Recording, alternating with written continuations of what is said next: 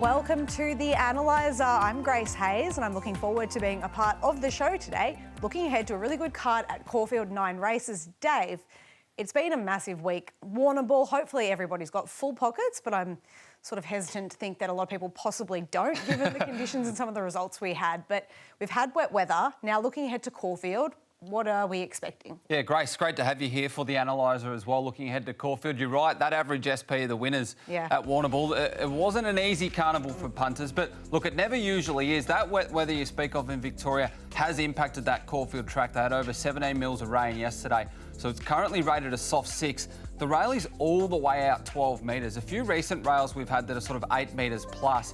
It's played off fence, but you haven't wanted to be right back and swooping. So with that wind, which is 15 to 20 clicks from sort of the south-southwest, that's a tailwind from the sprint chute at least, and sort of favours on-pace horses from 1,400 metres. I've set up for horses that are going to be on pace, but perhaps a lane off the fence so they can pick their lane in the straight. I don't think it's going to be a big swoopers day. Yeah, I definitely can picture exactly what you're describing, and I think it's going to set up very similarly as well. So we'll bear that in mind when we're taking a look at the upcoming 9 races. Let's get stuck into it. Race number 1 is for the 2-year-olds. Now, it's a really interesting contest. We've already had a few scratchings, but Natural Fling has been really well backed for the McAvoy combination, $3.20 into $2.40. She does look like a potential weapon in the jump outs. We've got Jadabar on that second line of betting at $7. Amond, another first starter with plenty of gate speed at $7.50, and Truant from the Lindsay Park team has had some early support into $7.50 as well. The only other one at single figures is Shooting Break. Dave, how are we seeing this first event? Yeah, it's pretty open. Generally, you see a lot of early support come for a debutante. You think that they're actually going to get out in the market a bit closer to the jump, but everything that's raced, nothing's actually spat out a big number to say that I can really see too much of a drift on Natural Fling. I expect her to stay pretty firm in the markets based on a couple of jump outs leading into this.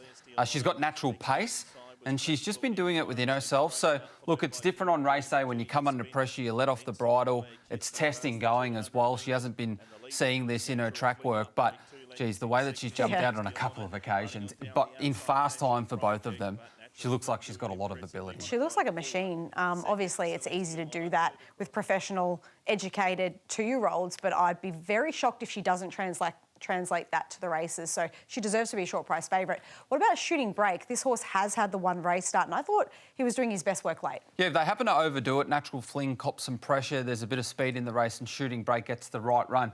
I can see him finishing off. This was his debut on the Caulfield Heath track. Back and wide, runs the fastest last 200 metres of the race, and ended up being the 5th fastest of the program. So I thought this run had a little bit of merit. It was sort of held up a little bit as well and tight for room in these late stages of the race. So yeah, this was a really nice performance, and if race experience comes to the fore, then I think he can be performing well. All right, so what are you thinking in terms of tips? Any bets for race number 1? I've had $10 to win on Natural Fling from Shooting Break. Truant has shown a little bit at the jump outs as well, and King Karuna has a bit of race day experience. All right, let's take a look now at the second event on the program, which is over the 2,000 metres. Now, we've got a really interesting runner here in Simurgh. This horse has only had the 1 Australian race start, and it was a very good one at Pakenham. Stepping up in distance, definitely looks suitable. And the punters have really got behind him early. He's into $3.10 outright favourite with Ladbrokes. Bold Strike has really turned his form around the last couple. You've got Extra Rush there, who's stepping back in distance. Look, a couple of other horses that have been, up and racing, hard fit now, but it's just this different form, isn't it, Dave, with Simurgh? He looks pretty progressive. He does, and the form in Ireland looked like, 1,600 metres was going to be short of his best. His best performances over there were once he got to 2,000 metres, and notably on soft tracks, so dry-rated track first up. Bit of a cold ride as well, just having a bit of a look around, see what's under the bonnet, and look like there might be a little something there as well. I like the way that sort of once he got clear in a little bit of limited room late in the straight here at Pakenham, he worked through his gears quite well, darting back towards the inside. So this was actually a really slow run race, but his last 200 metres rated highly on the day. And a rising grade, he gets 4 kilos off his back too. So Craig Williams on, maybe not all the way out the back like he was first up too. And On a pretty tough day at Caulfield, he was one of the more confident players, Simurgh. A diva can roll forward. I thought Hurricane could be ready at this stage of the preparation. Bolt Strike's got a lot of fitness, seems to handle all surfaces, but I really liked the chances of Simurgh stepping up in distance. Yeah, give him strength. I think he's a nice horse and I'm excited to see what he can do at his second Australian start at Caulfield this Saturday. What about in race number 3? Let's take a look at what's happening in the betting. Now, this is a pretty open event and there has been specking for quite a few horses. There are lots of different opinions flying around for the 3-year-olds here at the mile. Jet Smash just keeps on winning. Wide draw, $4.60. Some of the others sort of been backed early to beat him. One of those is Cooley, who comes out of a strong form race last time out, 10 into $7. And another one that I'm sort of making a case for is Rising Star, but you really like one at double figures here in Himalayan. Tell us why. Himalayan looks the best each-way bet on the program. Was held up a couple back on a soft track and should have finished a fair bit closer. Goes to Werribee last start. Overall time, just cruising on the back of the speed there. Overall time was 9.5 lengths inside the maiden average. There were 3 1,600-metre races on this program, and hers was 2 seconds faster. So, you know, equate that to nearly 12 lengths faster than the other 2 races. And coupled with that fast time, her last 200-metre split was 5th fastest of the program. So I know it's on a country track and the times, you know, they don't measure up to the same standard once you come to metropolitan tracks. But when you are running good overall time and you display a bit of late strength, you do have a bit of ability. So I suspect that she's not far off the speed because they got her to set a little bit closer there at Werribee. I was really happy to have something on her each way. Rising Star was good first up to suggest a rise in distance will suit, but testing conditions and 5 weeks between runs is a little bit of a knock. Jet Smash was scratched from the Bendigo Guineas. Perhaps maybe they think that he's looking for 1,600 metres. I'm not so sure. He might do a little bit of work from that wide gate. Cooley just had race shape against last start. Was pretty tough at Pakenham first up. And you'd think that with Himalayan, your each way play, you know, a bigger track, obviously, than Werribee will only suit the horse's winning chances as well. Yeah. Look to sort of rail really well there, but you would think getting out to a bigger track will only be better. Yeah, absolutely, and hopefully that they roll along a little bit and there's a bit of tempo in the race too, because she's got that fitness advantage. Yep, can definitely understand where you are going with that one. That's the first 3 races at Caulfield this Saturday. We'll be back with race 4 on the other side of this quick break.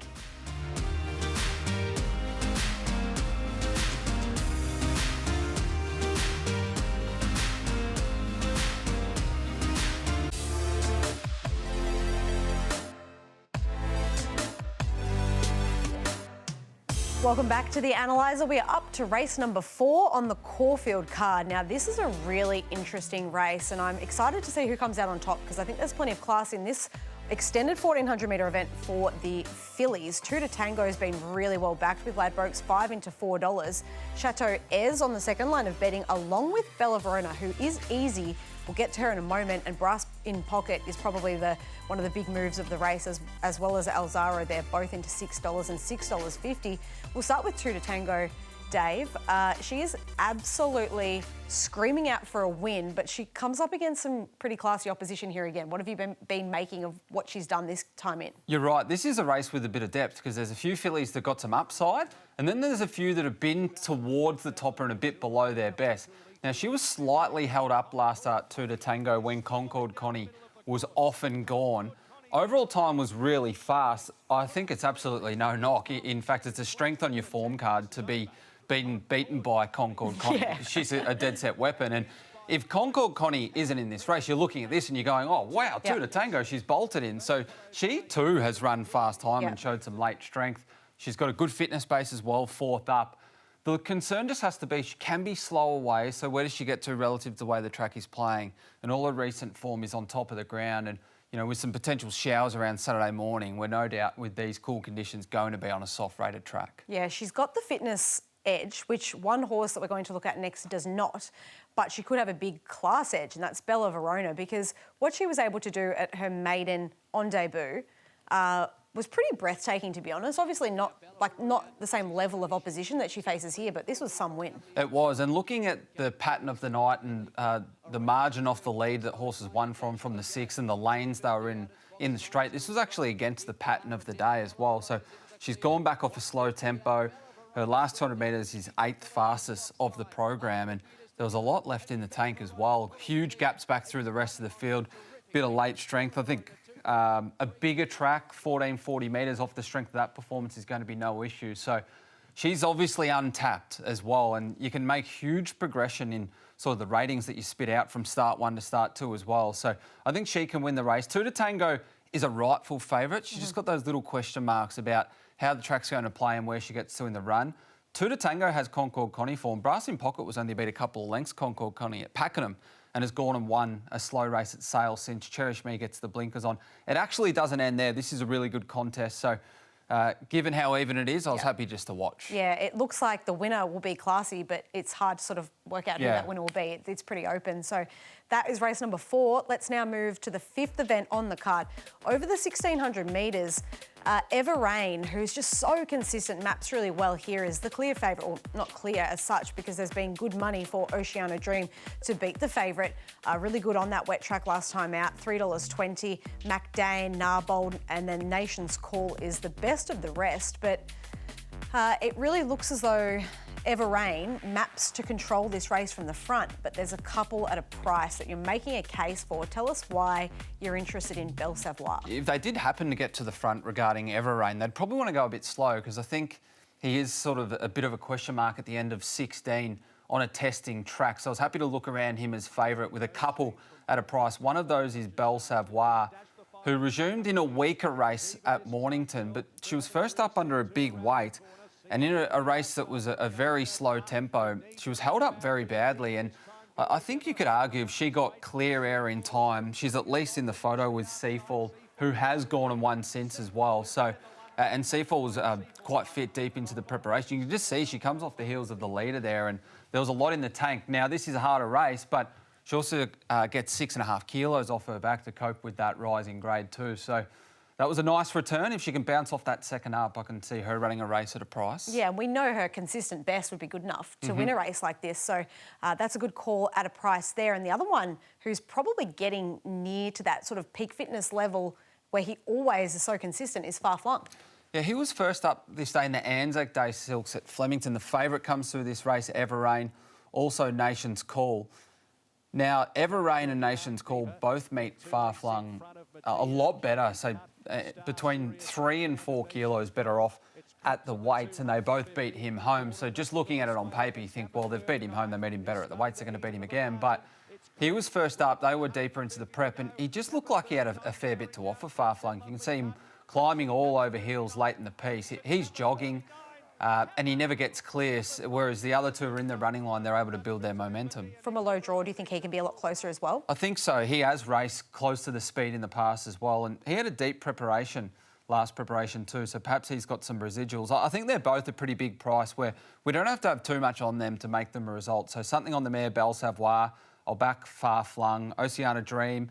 Whether it wants a bit further now, but at least space runs offsets that. That was a pretty good 78 last start. The wet track brings him into it. Ever Rain can run well, but just leave me out of anything sub, say, $4.50 about him at 1,600 metres. Yeah, that's a really good point, and I like the case that you're making for someone to price there. That's could be a really good, hopefully fruitful betting race.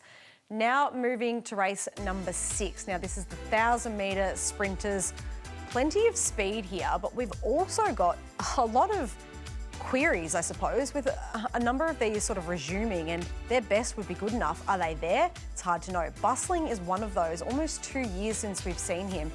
He's jumped out well. He's $4 favourite at the moment. Along the river, hard fit, flying. You've got Canny Worth there.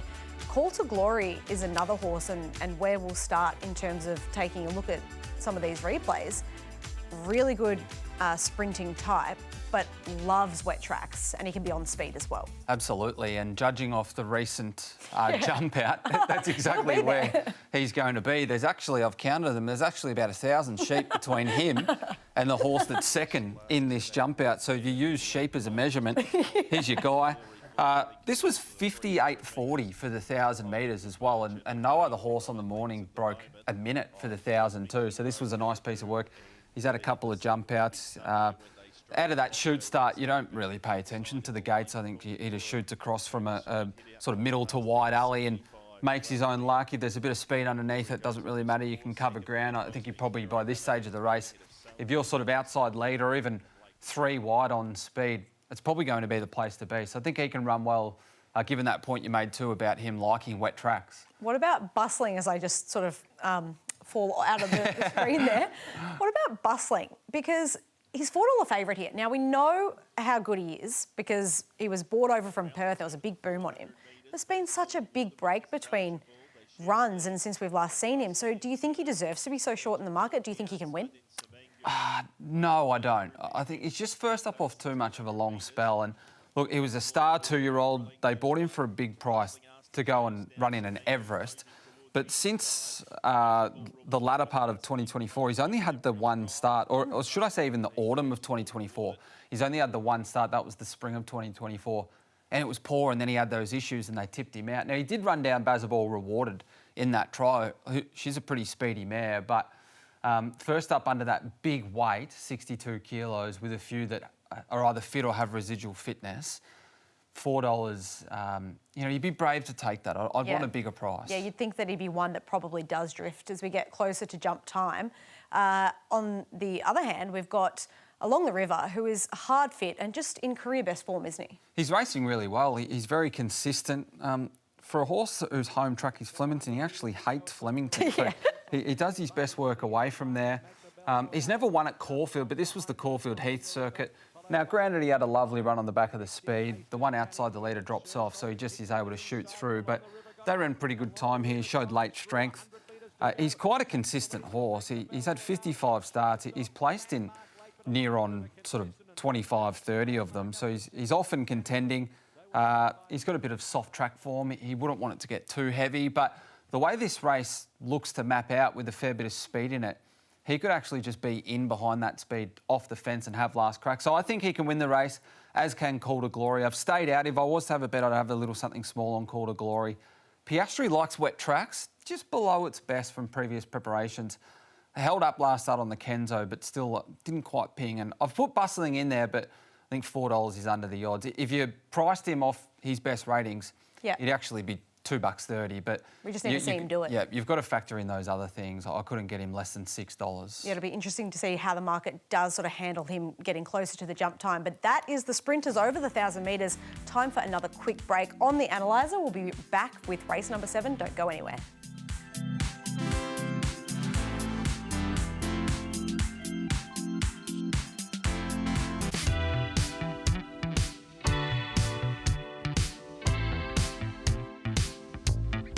We are up to taking a look at race number 7 at Caulfield on the Analyser. Let's get what is happening in the betting in the latest there. Brave One coming down from Sydney. Now, he didn't beat a runner home last time out, but there is a lot to like about the way that this race over the 1440 sets up for him. He's the $3.50 favourite ahead of Greenfly, Absolute Mudlark, Give Me Space and Kappa 39 share that third line of betting at the $6. The only other one in single figures is Marble Arch, who's a little easy out to the $7.50. Dave, we've got some Sydney form here. Recent Sydney form anyway. Are you with the favourite Brave One? I think he can win the race. This is definitely the strongest lead-in as well. It's won by Marzu, who was dropping back from an Everest. King's Secret was in the wide line as well. Brave One couldn't quite sprint with King's Secret, but he is a horse that had a run under his belt. Brave One was first up this day, and do note, this was the day, the third day of the championships where the rail was out 7 metres and fence-in run was quite a significant advantage, and he just never found that fence back and wide. Look, to the eye, it's a bit of a plain run, but it is a strong race. Now he draws barrier 1. He's got that run under the belt, and he's also got some heavy track form as well. So the fact that he can let the speed roll and then just park in behind them, not end up as far back as last start, he does look like he's got a good map. Yeah, he probably does deserve to be favourite. If you look at Greenfly, who's, a great wet tracker, but he's just always so far back. Last time out, he's probably in almost career best form, to be honest, this time in, but last time out, this was in the Musselbrook Cup. The wet track just really brings him into play once again, doesn't it? It does. He's completely flying. He has to dart back to the worst part of the track as well. They were spreading out, and it was sort of towards the middle of the track where you wanted to be. His last 400 metres was fastest on the program, but he was just left with a bit too much to do. A couple back, he won a race at Canberra on a wet track where he just completely ripped home. And the horse that he beat, Wal went and won a Doncaster Prelude as well. So you know, despite the fact that's a Muswellbrook Cup, pride that he got good form around him, and that's big dance eligibility. So some of those country cups in New South Wales have a bit of depth to them too. So the knock on him is he's in career best form, and all of his runs were 3 weeks apart. Now he's 6 weeks between runs. Haven't seen a trial or jump out with a state switch. It's hard for me to see exactly where he's at. Yeah, that's a really good point. If we're talking about wet trackers as well, we have to talk about El Rocco. My question mark with El Rocco is he was in at the Bull on Tuesday and Thursday, scratched from both. Now, possibly saved for this because it's bigger prize money. Back to 1,400 metres. What do we think of that as well? I was looking through his past form, and it seems to be once he gets to sort of 15 and 16 that his cruising speed brings horses at that distance range a little bit unstuck. The stamina really kicks in. It does, yeah. The 1,400 metres, it's that little bit sharper. So he'd want them to go hard. Now, Dakota Keen rides Kappa 39 at 51 kilos after sitting wide last start at Flemington. El Rocco, I think, would want to cross that horse to be able to control the speed rather than sit outside the leader and turn it into a bit of a dash home. If it's a dash home, I don't think he can win. If it's a stamina test, I think he can run well. I got Brave One on top from Greenfly El Rocco. All the 3 wet trackers there can run well. I didn't have much between them. There was no real edge in the price of Brave One, so I have stayed out. Cartoon Graveyard was pretty unlucky last start at Flemington. Marble Arch was awesome first up at Flemington under the big weight, but I'm not sure now, maybe looking for 16 or maybe gets a little bit too far back in this race. All right, that is the 1440. Now we move on to a test for the stayers over the 2,000 metres. And boy, oh boy, is Land Legend ready to win something. And the market, the punters are saying it could very well be this Saturday at Caulfield. He's been $7.50 into $3.70. Absolutely smashed. Immediacy, pounding going well. $5.50, $6. Plymouth and Etna Rosso. But look, it just looks like Land Legend. He's ready to win, absolutely. Caulfield, possibly, maybe not a track that suits him as well as Flemington last time out, where he was clearly the eye-catching run of the race. He was. They have scratched him from the Gosford Cup as well, so he is going to come to Victoria. Look, he had a lot of issues upstairs in his mind when he was with Chris Waller. He did a bit wrong. It looks like the work with Kiramar and you know, what he did first up in a fast race behind El Duca, and then he comes to Flemington and lets down and chases the line really well. It looks like he's improving upstairs. My query on him on the weekend is, look, he has drawn a nice barrier. Can he park a bit closer? Maybe. That would be in an ideal world. But the 2 races that he comes through at Caulfield and at Flemington have been really fast runs. So a horse that can do a lot wrong, get a bit keen, that helps them spot on. It helps them relax. And you know, Smoke and Romans maybe rolls across with Black Run, but I'm not really seeing a real hot tempo on paper here. So it's a bit of a question mark to take that price about him as favourite, given he's got to change tempos, perhaps. Could pounding be the fly in the ointment? Could it be his day? Well, he's going so well, isn't he? And he's actually, you thought in the past, you know, he doesn't handle soft tracks, but he's run really well on soft tracks recently too. In the Easter Cup, which I think is the premier form reference for this, a couple back at Caulfield, he was unlucky, darted to the inside, should have won. Now, he cut the corner at Mornington last start. He had his chance. Kings Valley was just too good for him on the day, but again, it rated well. All of his recent ratings are within a length of each other, and they all exceed the standard of this race. So he is going well enough to win. He just doesn't win. Yeah, he just doesn't, no. And he needs a bit of luck as well. You know, he can miss the start. That's why he didn't win at Caulfield a couple back, because he blew the start. I do have him on top. I think he can win the race. And if I was to have a bet in the race, I would prefer take $6 about him than Land Legend $3.70. So I've lent his way. Plymouth has got a bit of fitness, a couple of runs at 2,000 metres under the belt. Immediacy just doesn't want it too wet. He does like Caulfield 2,000 metres, but he's a bit below his best. No bets there? No bets. Let's move to the final event on the card, and this is a pretty competitive one over the 1,100 metres. Marcep, the $2.45 favourite, ahead of Swift Force, but the one we're focusing in on firstly is Glasgow Lass. Tell us a little bit about this horse's backstory. Well, we haven't seen her for quite a long time. The last time we saw her race was in WA, and she was beaten a long, long way to Machine Gun Gracie, who's a very good stayer. But some of her numbers leading into that 2,000 metre run in Western Australia, sort of 18 months back, at 1,200 metres, measure up in this race, and she's had a few jump outs, first up off 59 weeks. This was the fastest heat of the morning, clearly on the Caulfield Heath track. Now, Tuvalu, we're not sure where he's at. He is a Group 1 horse, but he's not exactly racing like it recently. But he's under the whip and she darts back towards the inside and is clearly to the eye a lot better work as well. So mark Zara on. She can get a bit further, so if it's a testing track by now, there's going to be no issues with her at 1,100 metres. If anything, it's going to be on the sharp side. But just off her jump out work, I think around $8, $6 here with a little bit of support, we can make her a little result from Marcep. She's third emergency, Marcep. She needs to gain a run, but she has extra galactic form, a couple back at Caulfield, and she just completely walked in the other day at Geelong too. So I am going to have a bet in the last. Swift Force comes over from Tasmania. Actuality, another one that doesn't want too much rain. All right, tell us about how we're playing the entire day at Caulfield. Natural Fling has natural pace in the first. She's a filly for Tony and Calvin McAvoy that looks to have a lot of ability. I want to make her a little result in race 1. Simurgh, one of my better confidence plays on the card. I like him second up, 2,000 metres. He's form in Ireland. He likes soft tracks as well, so hopefully that translates into soft tracks in Australia. Himalayan, the best value on the program. Keen to back her each way. She's coming through a fast race. Belle, Savoir and Farhh Flung in race 5. They both look over the odds with the favourite Everrain under the odds. And Glasgow Lass in the last hopefully brings it home. Hopefully, plenty of winners there. Good luck to you, Dave, and good luck to you at home. That's all we've got time for on The Analyser. We'll catch you next time.